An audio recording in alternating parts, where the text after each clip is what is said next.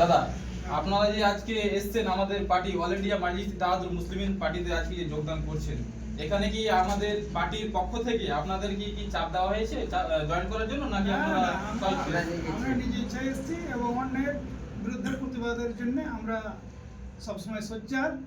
ওই জন্য আমরা এই পার্টি আমাদের ভালো লেগেছে এবং অন্যায়ের বিরুদ্ধে চিরদিন দেখেছি, যতদিন থেকে পার্টির সৃষ্টি ততদিন থেকে অন্যায়ের বিরুদ্ধে লড়ে। তার জন্য আমরা এই পার্টিতে যোগদান করি। আপনারা কোন পার্টি থেকে আসলেন?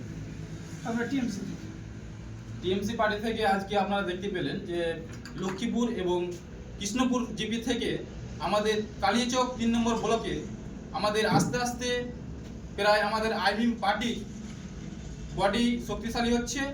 আপনারা চিন্তা করবেন না, আপনারা যেখান থেকে দেখছেন আমাদের পার্টির সাথে যুক্ত হন। আপনাদের কাছে অনুরোধ, আমরা আমাদের এই বৈষ্ণবনগর 54 নং বিধানসভা কেন্দ্রে 2026 বিধানসভা ইলেকশনকে লক্ষ্য করে পাখির চোখের মতো করে আমরা এই বিধানসভাতে আমরা লড়বো।